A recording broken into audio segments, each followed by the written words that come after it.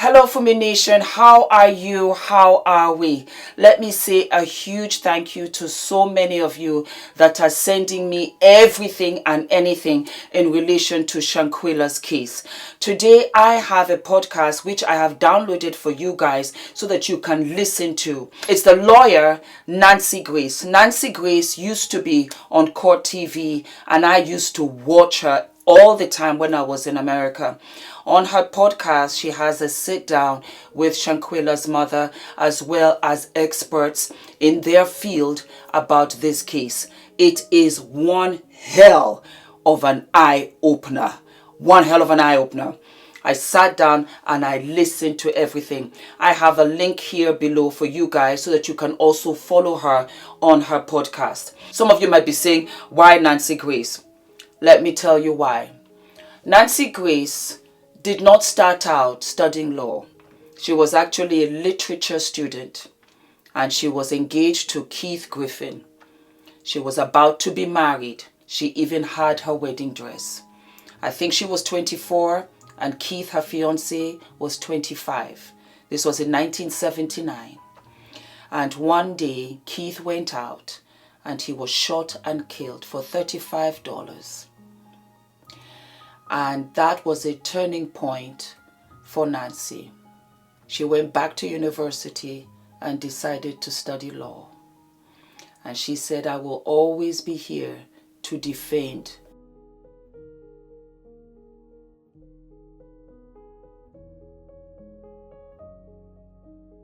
And that was how she turned her life around and decided to study law. She's married now. I think she got married 79, 2007, 30 years. I think she got married 30 years later. She has two beautiful children, twins as a matter of fact. And Shanquella was also 25. She's going to be 26 in January. And so there are so many people that have personal stories. There are so many people from all walks of life that have been affected by Shanquella's case. And Nancy Grace is one of them. She also lost her fiancé at 25. With your future ahead of you, she knows that only too well. Sit back and listen. Don't forget to share these episodes. I have a playlist. It's called Shanquella Robinson. You will see all of the coverage there. Don't forget to follow me on Instagram. I have a playlist right there. It's called The Highlight. And there I have everything about Shanquella and also the disturbing video. Nancy talked about this in the episode that you are going to listen to. And it was really important. She flipped it and said, it's good to watch it to remind you of what these people did to her, of what the Cabo 6 did to her. You have to have it so that you stay strong throughout the time because they are going to be brought to justice. It was spine-chilling. I cried at some parts. At some parts, I was very proud of myself because we were very much on the same page. She believes also Shanquella passed away after 15 minutes. The police report is a farce. And it was a horse and pony show up in Cabo. The villa was very fabulous. As a matter of fact, it's not any ordinary shing-ding. And Jennifer Aniston actually goes there or has been there. Let me not say anymore. Listen to the podcast. Thank you guys for all of the love. Hit my Instagram DMs or put a message underneath any picture and say, Fumi, I have some information for you because I'm flooded. I'm the only one, but I am on top of it. All right, my darlings, I live for you all. Thank you for the love. Let's do this for the parents. Let's do this for Shanquella. I will post a fun episode for you guys tomorrow because I know we have to have our spirits lifted. But be prepared. Every week I will post and I will upload anything I hear that is worth for you guys to listen and watch about the Shanquella case. All right, my darlings, I live for you. Sit back, listen.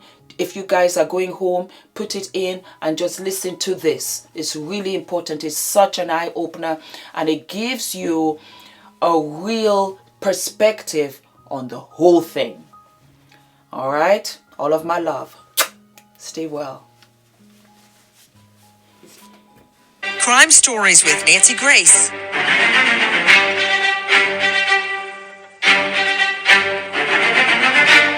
Do you have a little girl? Because I do.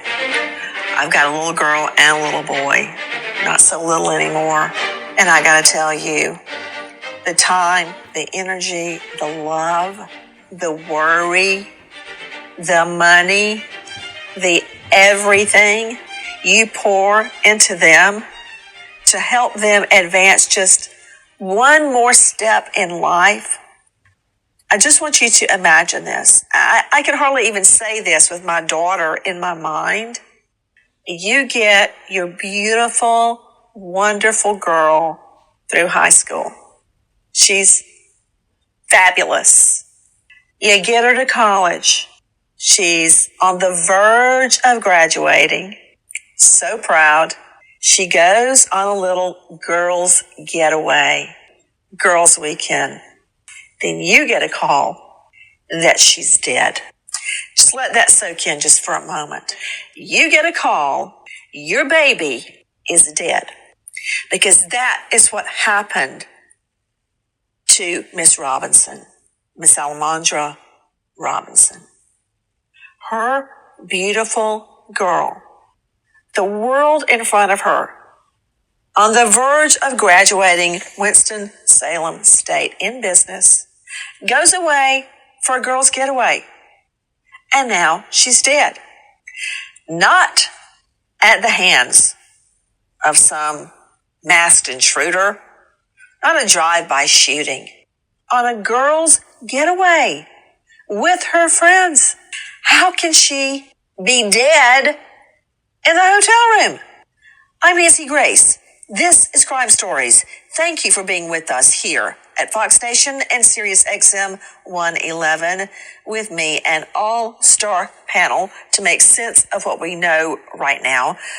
But I want you to hear her mother, who is with us right now, as she was speaking to CBS. I received a call on Saturday saying that my daughter was sick and that she had alcohol poison. But a doctor had never arrived, so I don't know where they had got the alcohol poison from.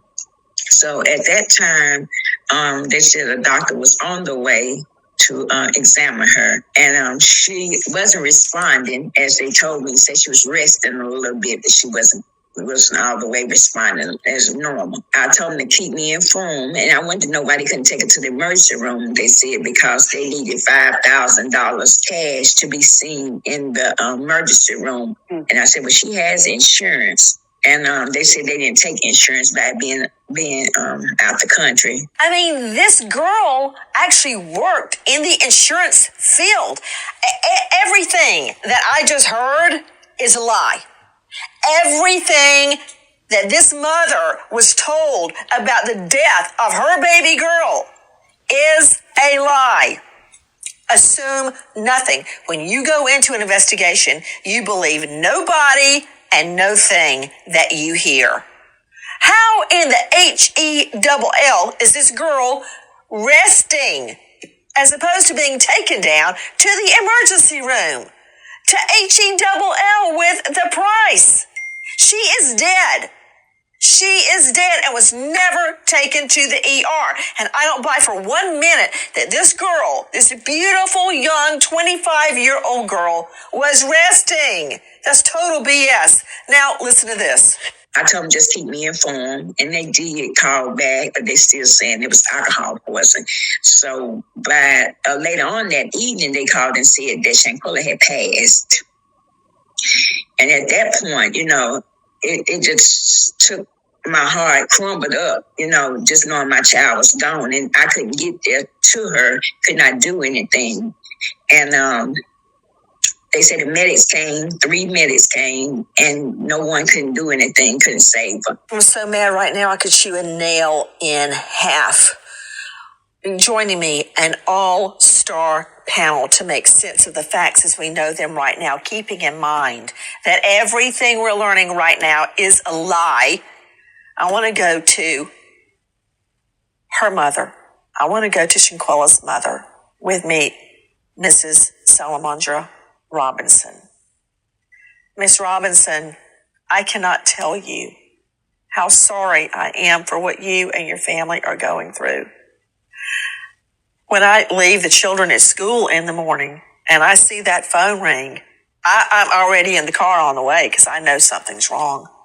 And I cannot imagine how you felt when you get a call that something is wrong with your girl and she's resting and she can't come to the phone to talk to you. Oh, hell no. What happened? Just take it from the top, if you don't mind, Miss Robinson. Well, like I said, they was saying that she was resting and she wasn't really responding. That's why they called the ambulance.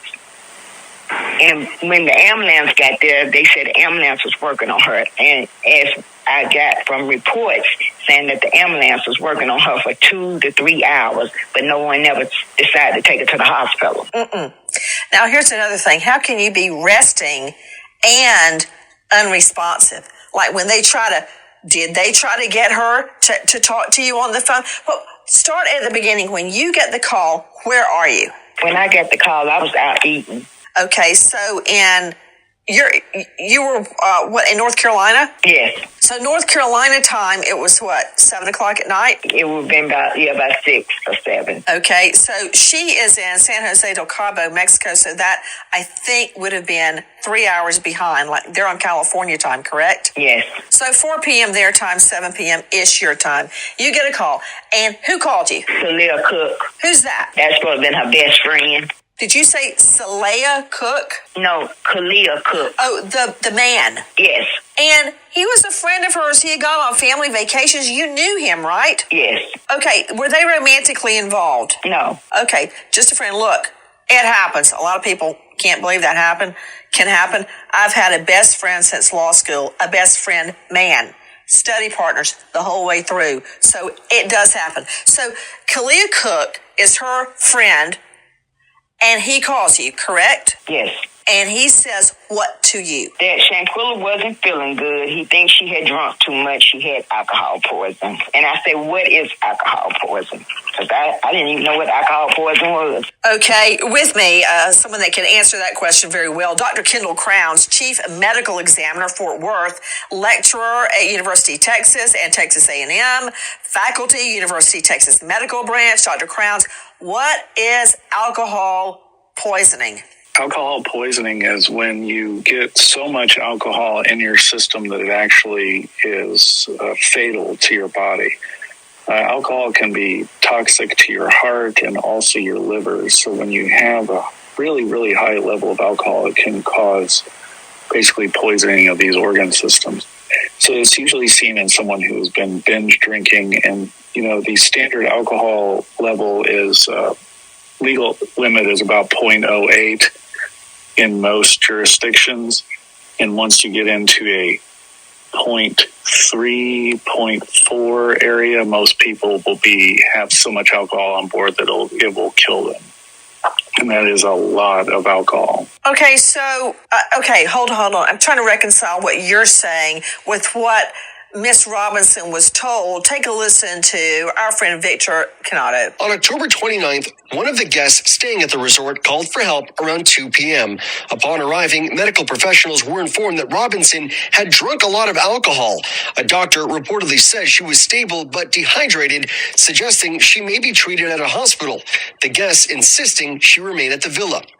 A police report stating Robinson went into cardiac arrest and was declared deceased around 6 p.m. There you go. That's why she didn't go to the hospital. Did you hear that? The guests, her girlfriends, insisted she stay there at the hotel. That's why she wasn't taken to the hospital. Now, wait a minute. She went into cardiac arrest, according to what we just heard. But none of this is fitting together. Take a listen to our friends at ABC. But those reports differing from an autopsy obtained by ABC News stating that medical professionals arrived at the villa around 3 p.m. and declared her dead within 15 minutes, citing that Robinson died from a severe spinal cord injury and a dislocated neck. For this to happen to her is just terrible. You know, I just couldn't believe it. It's like I'm still asleep, like a nightmare. The reports from the friend girls are completely different from the autopsy. Did you hear that? To you, Mrs. Robinson, according to the documents from the EMTs, she was declared dead 15 minutes after they got there. They did not get there and work on her for 3 hours like you were told. Yes. She was declared dead within 15 minutes of the EMTs getting there, and the friends did not want her removed to the hospital. Do you understand that to be true now? I understand that, what is being said. I don't know which way to believe. I believe the autopsy, but the so-called friends, I just don't know what to say about them. I just think it was just terrible the way they done her, All of this from alcohol poisoning, but yet the autopsy does not say anything about alcohol poisoning leading to her death. It says, Dr. Kendall Crowns, she died of a spinal cord injury. What's that? Spinal cord injury is basically your cervical spine. Is you get injuries to your cervical spine from severe rotation or blunt trauma that results in your head being moved suddenly to one side or another, and that causes fracturing of the cervical bones that then result in damage of the spinal cord that ultimately result in your death, or potentially quadriplegia, meaning you can't move anything below the neck down. Doctor, I was having a hard time taking in what you were saying. I got it because I'm seeing out of the corner of my eye a video that has emerged. And it is a video of this beautiful young girl, Shanquella Robinson, just 25. She's naked. She's by her bed. It looks like she's just gotten up out of bed. And a woman is beating her dead. I'm looking at it right now. Now, I don't know all the circumstances, but I know another person, and I just saw a female hand come up in front of the video cam. There's somebody recording this brutal attack, and they beat her until she's down, and she's just sitting there like completely out of it from the beating, like a rag doll. And then once she sits down, this attacker then beats her in the head, and her head is just catapulted over to one side. Could that be what happened to Shanquella, Dr. Crowns?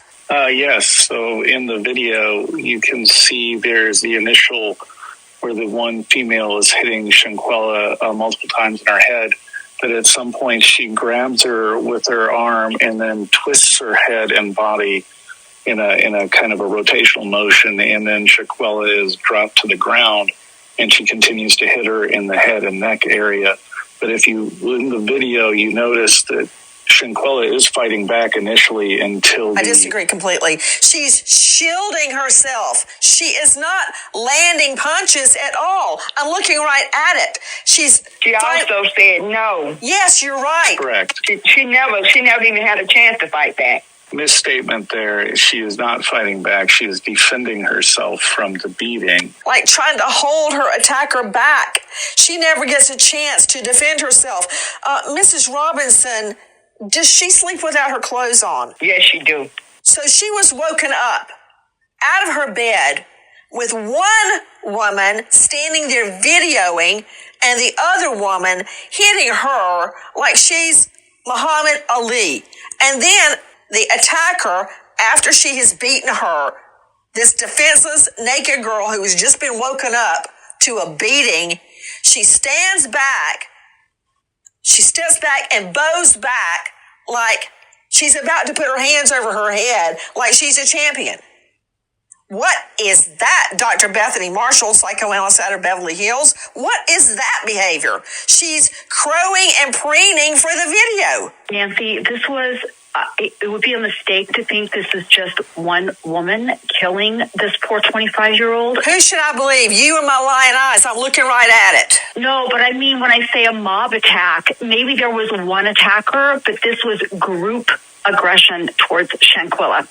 Group aggression, because people are standing by, one person's videotaping, you can hear a voice of someone saying, "Oh, fight back, Quilla," as if this was, like you said, Muhammad Ali. They're really minimizing the fact that this poor girl is being killed. I mean, this is a homicide, obviously, but what was this group aggression towards her that we're witnessing? Were they envious of her? Did she have a better life than them? I mean, this is how I think, as a psychoanalyst, is beyond the brutality of this murder. And who in the hay is videoing her? Miss Robinson, do you know these women? Who are they? I don't know the ones that's videoing her. I just know the one that was standing there beside Khalil Cook. And the other one, I didn't know him, the one that's saying fight back. I didn't know him. Okay, hold on. Who is the person hitting her? That's the DH girl, and I didn't know her. I just know they went to college together. I've got Dejani Jackson. How are you saying it? I think it's I don't know how to pronounce her name. I've got Dejani. That could be, it's a crazy spelling. I don't know what it is. It looks like Dejani or Dejanay. Her name is Dejanay. Yeah, that's it. It's Dejanay because it's got A-E on the end. You're right. Dejanay Jackson. Then you've got Winter Donovan, and it's spelled W-E-N-T-E-R. Is that another female? Yes. Then you've got Khalil Cook, the friend boy, the man. Yes. So it's those three and your daughter, Quella, correct? Yes. Guys, this is taking place at a very upscale resort in Mexico. And you can look out the window of their Quella's suite. It's beautiful. You look right out on the beach and the ocean, palm trees, sand. I mean, this is about less than 30 minutes from where you see Jennifer Aniston and all of her celebrity friends lounging and having a great time at Cabo San Lucas. That's where we're talking about. This is San Jose del Cabo. To you, Alexis Tereszcek, joining me, investigative reporter with Crime Online. Alexis, thank you for being with us. Where is this place? This place is still on the coast at the very bottom of the peninsula. It is about 30 minutes northeast of Cabo San Lucas, but it is still right on the beach. And this place where they were staying was a private beach club. They had access to a private beach, very exclusive, behind a gate. You had to have security to get in. This is not a shack on the beach at all. It is a very, very fancy place that they were all staying. I mean, it looks really nice from what I'm seeing. And that just goes to show Robert Crispin, Robert joining me, private investigator, former federal task force officer with the U.S. Department of Justice, DEA, now private investigator at CrispinInvestigations.com. Robert, this goes to show you can be living in or staying in a 5-star resort and crime will find you, and it's very often those that know you the best. Well, the sad part about it is everyone gives the warnings about going to Mexico. Something's going to happen to our kids when they go down there. But how do you fight against the people that you went there with when they're inside your room? I want Gary Davidson to jump in. He is a partner with Diaz Royce International Law Firm at DiazReus.com. This happens in Mexico at this luxurious resort. Gary Davidson, I want you to hear our friend Erica Jackson at WSOC. They all came to my house on Tuesday and explained what had happened. Salamandra says Shanquella's friends blamed her death on alcohol. Then the Robinson family received a copy of her death certificate. It shows she died 15 minutes after injuring her neck and spinal cord. The report also states Shanquella was found unconscious in the living room, and her death is believed to be violent or accidental. Violent or accidental? And then this video emerges. How can anybody say this is accidental? I mean, to you, Dr. Kendall Crowns, Chief Medical Examiner, Tarrant County, this is no accident. You see the beating. Now we know that she was dead 15 minutes after injuring her neck and spinal cord.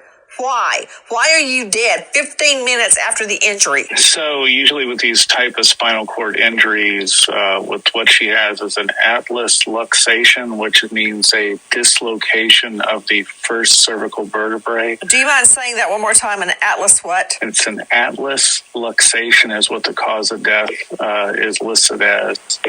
And what that is cervical vertebrae number one. The one right underneath your skull is the atlas. And it's slid out of place and then pushed on her spinal cord. And then usually what happens is it bruises the spinal cord, but the spinal cord bruises take a little time to set in before they will kill you. So that's why you can see a survival time period of about 15 minutes. But in the video, after she is whipped about her head and dropped to the ground, to me, it doesn't look like she has any more purposeful movement, even though the other individual continues to pound on her. It's that movement there is what killed her. I need you to speak so we can all understand you, Dr. Kendall Crowns, not in your elocution, but describing this. So you're saying atlas luxation is the cause of death, but you're referring to one particular spot just under the head. When that particular spot is dislocated or kicked out of the line of the spine, I'm extrapolating. Are you saying the head is then no longer attached, the brain is no longer attached to, for instance, the heart and the other parts of your body that keep you alive? Right. That's the area of the brainstem is where the cervical vertebrae number one or the atlas is sitting, and that is causing damage to the brainstem, which controls your heart rate, your respiratory rate, all the functions of your body. So it isn't necessarily completely separated, but it's bruised and damaged to the point that the individual dies. And that's why she has a survival time period, because it's damaged, not completely torn. Well, of course, Gary Davison is a high-profile lawyer that specializes in international law. Gary, the family knew in the first instant alcohol poisoning. Gary Davison, take a listen to our friend Joe Bruno. Shanquella Robinson's friends told her parents that she died from alcohol poisoning. That theory never sat right with her father, and he just, quite frankly, didn't buy it. I knew it wasn't no alcohol poisoning. I knew it wasn't. Shanquella's death certificate never mentions alcohol poisoning. It lists the cause of death as severe spinal cord injury and atlas luxation. It says she died within 15 minutes of injury. In the box asking if the death was accidental or violent, the medical examiner wrote yes. So, Gary Davison, one quick round to Dr. Kendall Crowns. Dr. Kendall Crowns, I would like a yes-no answer to these. The autopsy said, did it not, that this atlas luxation was the cause of death, the COD? Yes, no? Yes. Isn't it true that in autopsies that tissue samples are taken and blood alcohol and toxicology panels are run? Isn't that true? Yes. And isn't it also true, Dr. Kendall Crowns, that those samples would have shown if Quella died of alcohol poisoning and also the toxicity in her body, her blood alcohol, correct? Correct. But it didn't mention that, did it, Dr. Crowns? Not that I've seen. It did not. So, Gary Davison, that leads me to this. Not only do they beat the woman stand by and video this girl getting killed. They then lie about her cause of death to her mother. They lied about it. Now, is lying a felony? No, it is not. But doesn't it suggest to you, Gary, that they lied for a nefarious reason, and that reason being to cover up their involvement in her death? Yes, absolutely. It very much appears that the story is being told to the family from the very get-go were not true. And it does raise the question of whether this was a pre-planned attack, whether it was organized not only by the person who committed it physically, but those around the room. And it's a sad day for the family, but it's also going to be a very, very sad day for these people because they are going to be implicated. They are going to, at a minimum, be witnesses in a potential criminal trial. You got that right, Davidson. They're not just witnesses. And what you said really hits the nail on the head, Gary Davidson. Now I know why you're a high-profile lawyer specializing in international law. This was pre-planned. Nancy, could I speak to that? Because I agree. I mean, the woman is asleep in bed, and they come in with a video camera with Muhammad Ali over there in the corner ready to fight. They have this thing planned. They don't have to come over from North Carolina to San Jose del Cabo. If they planned it in the living room and went in there, this is a premeditated attack, just the way Gary Davidson is describing it. I agree it's premeditated. And Nancy, what's going to be interesting is to look at their texts that they sent each other, emails, other forms of electronic communication as they were planning this trip, as they were on the plane, as they were arriving at this resort. You know, you can premeditate something at an unconscious as well as a conscious level. Okay, Dr. Bethany, you know I admire you greatly, but I'm talking about evidence that can come into court. What they were thinking about in the bathroom on the plane does not matter to me. What matters to me is what I can prove. But you're exactly right. I would look at every single text, email, communication between these people to find out if they wanted to gang up on her from the get-go when they all left to go to Mexico. And that's where you come in, Robert Crispin, about how we're going to get a hold. And Nancy, the video? Yes? The video is another form of aggression. It didn't start just before the trip or on the plane or in their electronic communications. Someone videotaped that and then put it on the internet. You know why they put it on the internet?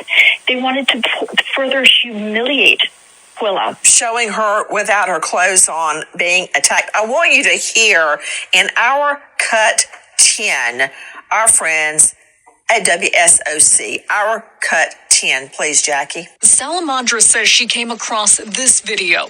Salamandra identified the people in the video as Shanquella and her Cabo travel partners. You can hear someone in the video ask if Quella could at least fight back. There wasn't no fight. They attacked her. It was never a fight. She didn't fight. They attacked her. Now, Salamandra says she has more questions than answers. She wants justice for her daughter. She was a good child and had a great heart. I keep looking at this video and imagining my little girl being attacked and beaten dead like that. Where did you find this video, Miss Robinson? Online. Someone sent the video to us online. Someone sent it to you? Yes. When the video probably was, I believe the video was out before Shanquella actually had died, because someone called me and told me before they even arrived back to Charlotte from North Carolina that they was over there fighting her. So I didn't know how true it was. So after she got back, they got back, Shanquella had passed. The video had surfaced on Facebook, and someone sent it to my family. It started coming out. The video started coming out. That is a really big deal. Alexis Tereszcuk joining me, crimeonline.com investigative reporter. Alexis, is that correct? And I'm going to follow up with you, Crispin, about how I can prove it's correct. I can't just blurt it out it's correct without knowing. Alexis, is it possible these girlfriends post the video of Quella completely naked being beaten to her death in the bedroom before she's even pronounced dead? Yes, and that's what the timestamps and the information that has shown up on different websites where the video has been seen shows that it was almost like it was not a live broadcast, but really in real time happening. It didn't show up weeks later. It showed up almost immediately. How can I prove that, Robert Crispin? So this is one of the reasons that the FBI is involved now, because they have a unit called the extraterritorial unit for crimes when you get a request from foreign governments to help them investigate cases for crimes against U.S. citizens, which I'm sure you're very well aware of that.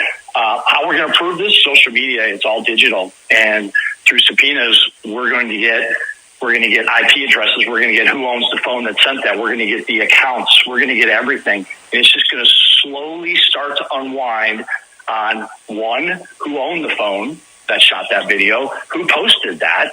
And this case with that video is just probably the most key piece of evidence that any investigator wishes they had on so many other crimes. It's people just don't think. And social media has cleared so many crimes because people don't think and they want to brag about these fights. Can you believe that they were putting this up online? Gary Davison, high-profile lawyer, joining us from his law firm, partner with Diaz Royce International Law. I'm going to get to you in just a second about extradition, but I want to talk to you about the phenomena of posting your crime online. What kind of a sick killer would do that? They're proud of it. They're posting it. It's a badge of honor. Well, they can tell that to Satan, because I'm pretty sure that's where they're headed. Guys, not only that, the lying.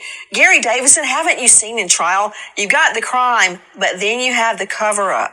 And the cover-up can prove the crime. And the cover-up will infuriate a jury. Agree or disagree? Agreed, and I also think it's likely in a case such as this where you have so many people who are present that at least one of them is going to come forward under direct questioning from investigators and gain immunity from prosecution and testify as to what truly did happen. The real mystery, I think, in all of this at the moment is what was the motivation for this attack? Now, you know the state does not have to prove motive, right? True. It's a bunch of mean girls turned 25 going on some kind of a vendetta. Yes, I'll tell you what, it'll be a cold day in hell before I go on a girls' weekend. Go ahead, Gary. But at the end of the day, I do believe the truth is going to come out in this case well before there's ever a trial.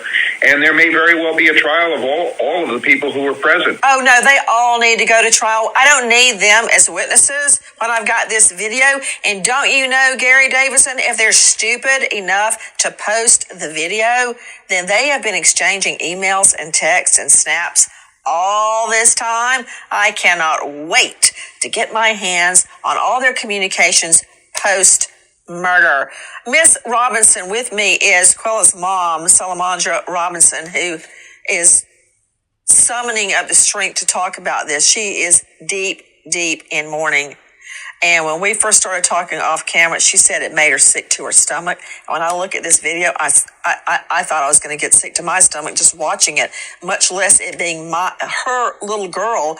I understand that you Zoomed with her on Friday, the day before she was killed, and she was upbeat, was having a good time the day before, right? Did she discuss any tensions with the other women? No, I talked with Shanquella and I watched her Instagram. She spoke and she seemed to be very happy, sound like Shanquella normally sounds. And, like I said, I told her, enjoy yourself. She said she was getting ready to eat. The chef was cooking some tacos. I said, well, enjoy yourself. I will talk to you tomorrow. and love you. And I never spoke with her again. And what about the people standing by and watching? Take a listen to our cut 11. This is our friend Matt Rivers at GMA. We got our first dead buddy. A new video surfacing showing Shanquella resting in a hammock at some point before the trip turned deadly. Buddy. I heard some stuff, a dead body. And, that just made me wonder, that was their plan all the time. This on the heels of the now viral video, Too Violent to Show, of a female roommate appearing to assault Shanquella. They just stood there and watched and didn't even try to stop it or break it up. She wasn't even fighting back. They attacked her. And what about these so-called friends, since they've all come home from Mexico? Take a listen to Our Cut 17, Anne-Marie Green, Dana Jacobson, CBS. Shanquella was sweet, very kind. She had a heart of gold. She loved everybody. She didn't mistreat nobody. Never, no one could possibly ever say anything bad about her because she was a good person. Was she close friends with the people that she went on this trip with? Well, all I know that she went to college with them. That one of the guys supposed to have been her best friend. And he had went on family trips with us, and he'd been to the family house. We've all been on trips together, just good time. And I never thought that he could be that low to do my child like that. Have you heard from him since all of this happened? Yeah, he came to the house 4 days in a row until he found out we knew what the autopsy said. And you haven't seen him since? Haven't seen him since. So let me understand this, Mrs. Robinson. The friend, Kalia Cook, comes to your house several times after they get home from their vacation. But as soon as the true cause of death comes out, this dislocation, the atlas luxation of the spinal cord, then he suddenly quits showing up. And I bet you haven't heard from any of them ever since you learned the true cause of death, right? Yeah, it's true. Because they're all lying. Yes. And they know that you know. What I don't understand is why the case is not moving forward. What's going on with the Mexican authorities? Take a listen to Our Cut 14, our friends at WSOC. Investigators in Mexico now say they believe that Robinson was killed. It's significant because her parents said that they were originally told that she died of alcohol poisoning. So if they know she was killed, she was murdered, what's the holdup, Gary Davidson? The holdup is extradition. Extradition is a process where individuals are summoned through official channels between governments to return to the place where they are alleged to have committed a crime. And in this case, the Mexican government is seeking extradition of the individual who is accused of actually undertaking the attack on the victim, so there's a process, a court process that has to be followed by the United States government, and ultimately there is a treaty between the United States and Mexico. Gary, I've done extraditions. It's really easy. It's not a long process. We in the U.S. have to arrest these POCs, these so-called friends on a girl's getaway. We got to arrest them. We take them to court, and there's just a couple of questions. You get their fingerprint, and you say, "Are you Gary Davidson?" And if the person says yes, it's all over because you have a signed governor's warrant from Mexico. And all you need to do, you don't have to establish guilt or innocence. All they have to do is establish, are you Gary Davidson? And if you tell me no under oath, I compare your fingerprints, I see that it's you, and bye-bye. You got a chain on your hands, and you're on the way to Mexico. That's all there is. It's not a fact-finding investigation in court. It's very simply, are you Gary Davidson? That's all I want to know. That's all an extradition is. Then you send the person to the venue, the jurisdiction, to be tried. Isn't that right? In most instances, that is correct. Of course, we're assuming that the U.S. government has been able to locate the individual that they're seeking, which is not something you can always assume. Gary, they're all over Facebook. How hard can it be? One would think by now it would have been accomplished, but I'm not behind the scenes, so I can't answer beyond that. Miss Robinson, he's right. Gary Davidson is correct. Miss Robinson, what are they telling you? Well, they're not telling me anything. They're not even telling me whose name is on the arrest warrant that they have. But we know there's a one out there, and we're hoping that they relocate them real soon. We haven't heard any more. Do you know where these girls are? No. I have no idea. Well, they went to college with her. They could afford a Mexican vacation. They had to have a passport. We've got to know where they live. They stopped the passport. They know where each one of them live. All of them is somewhere hiding. None of them is at the address that's on their passport. None of them there. I'll tell you what. I can't wait for a jury to hear about how they hid under the bed at Mommy's house while cops are trying to find them more evidence of guilt. Tip line 888-407-4747. Repeat, 888-407-4747. At this point, Gary Davidson, wouldn't you say it's on the U.S. Marshal in the jurisdiction of North Carolina to find them? Yes, indeed, and they have resources, obviously, to bring to bear with the FBI if, in fact, these individuals have fled from North Carolina. They will be caught. They don't sound like the type of people who have unlimited funds. They're not criminal masterminds either, Gary. They're the ones that posted the video. So, okay, you heard Gary Davidson. U.S. Marshals, it's time for you to do what you do best and bring these people to extradition to Mexico where they can rot in a Mexican jail cell.